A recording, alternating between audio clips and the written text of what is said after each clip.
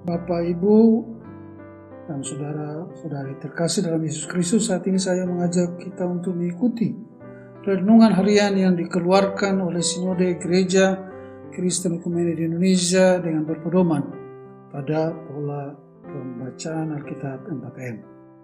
Untuk itu, mari kita bersatu dalam doa. Bapa di surga, Allah kami yang baik, di pagi yang teduh ini, kami menghampiri-Mu Bapa, seraya bersyukur untuk penyertaan Tuhan dalam istirahat kami, sehingga kami bangun di pagi ini dengan tubuh yang diberkati. Saat ini kami mau melandasi seluruh kegiatan kami hari ini dengan merenungkan firman-Mu. Roh Kudus, mampukan kami untuk mengerti dan melakukannya dalam hidup kami. Dalam nama Tuhan Yesus kami berdoa. Amin. Bapak, Ibu, saudara-saudari terkasih, untuk merenungkan firman ini, saya bersama istri saya secara bergantian mengajak kita semua untuk merenungkan, melakukan, dan membagikan firman Tuhan dari kitab suci Perjanjian Lama, yaitu dari kitab 2 Samuel pasal 6 ayat 1 dan 2 dengan judul Tabut Allah dalam renungan hari ini tanggal 12 Juli 2021. Beginilah firman Tuhan dari 2 Samuel 6 ayat 1 dan 2. Daud mengumpulkan pula semua orang pilihan di antara orang Israel, 30.000 orang banyaknya. Kemudian bersiaplah Daud, lalu berjalan dari Baale Yehuda dengan seluruh rakyat yang menyertainya untuk mengangkut dari sana tabut Allah yang disebut dengan nama Allah semesta alam yang bertakhta di atas kerubin. Dari pembacaan firman Tuhan itu, apa yang perlu dipertanyakan? Pertanyaan pertama, siapakah yang dikumpulkan Daud untuk memindahkan tabut Allah? Berdasarkan firman Tuhan tadi, ada 30.000 orang pilihan dari seluruh umat Israel. Apa yang diangkut dari Baale Yehuda ke Yerusalem? Yang diangkut adalah tabut Allah. Tabut Allah itu apa ya?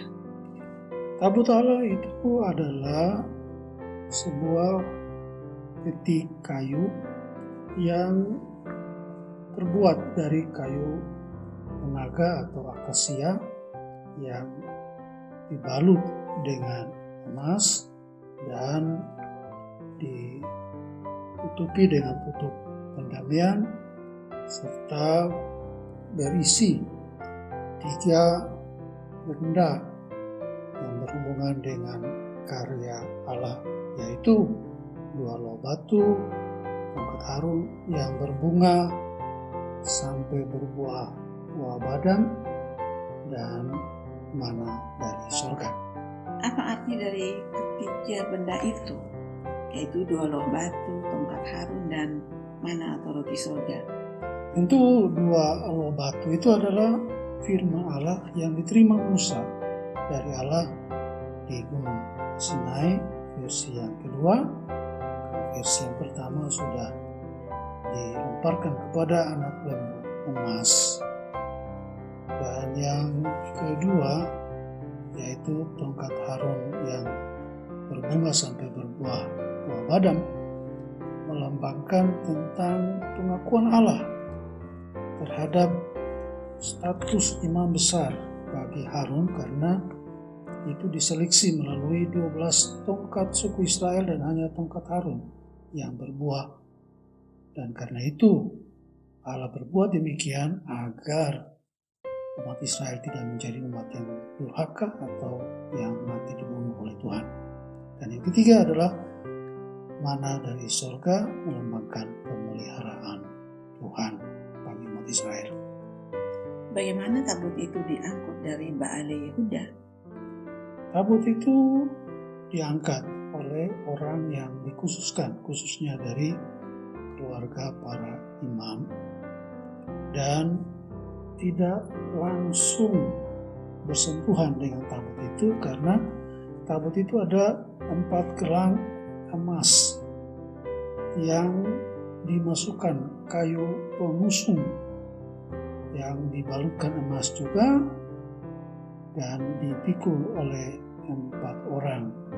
Kenapa menggunakan kayu pengusung?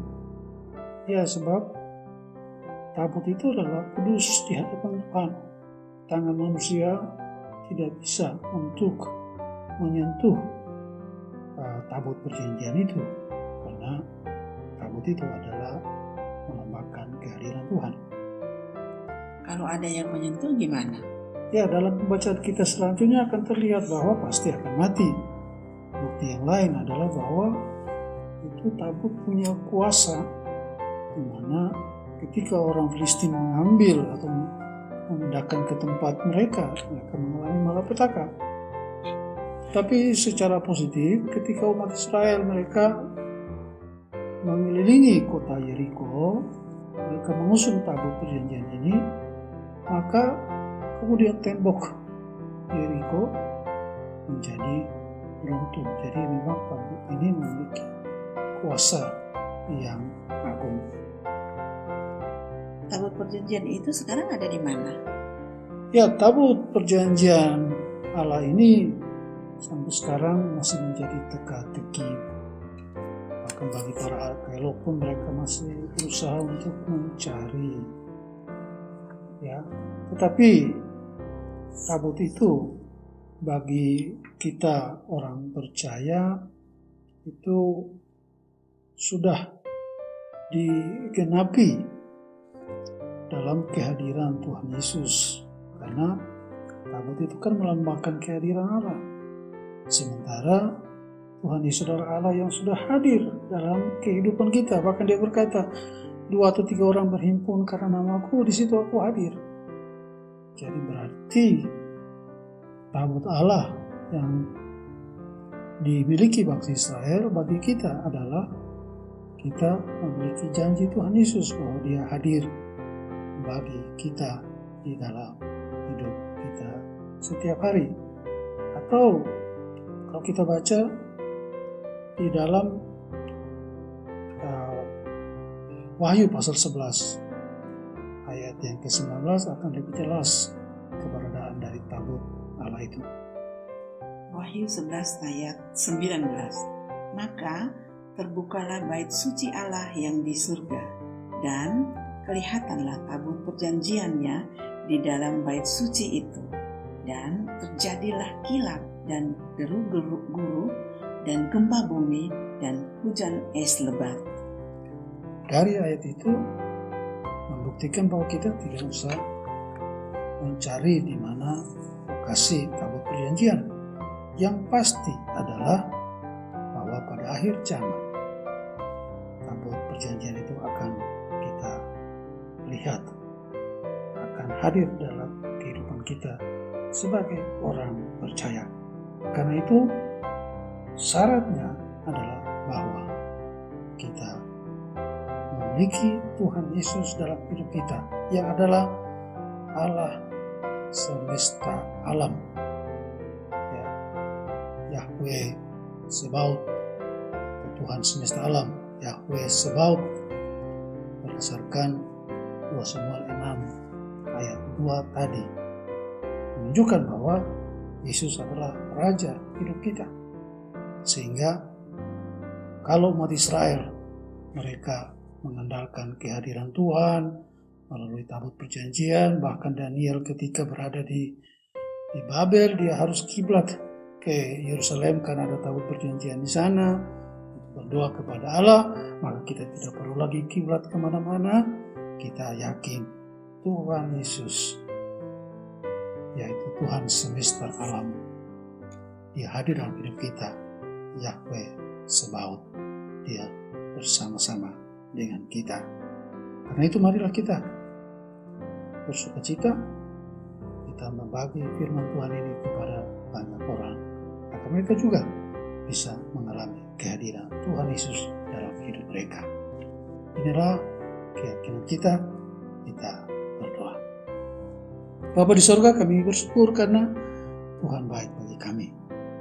Bapa, Tuhan mengasihi umat Israel, menunjukkan kehadiran-Mu, menyertai langkah hidup mereka, sehingga Daud memindahkan tabut perjanjian Allah itu dari rumah Abinadab ke kota Daud, ke Yerusalem dengan bersukacita, dengan menari. Maka kami juga hari ini, saat ini, ketika kami merenungkan firman Tuhan bersama-sama, kami yakin Tuhan Yesus hadir. Maka kami bersukacita. Kami pergi kemanapun, kami yakin Tuhan hadir bersama dengan kami. Karena Tuhan selalu mengasihi kami. Dalam nama Tuhan Yesus Kristus, penolong kami, Raja atas seluruh hidup kami berdoa. Amin.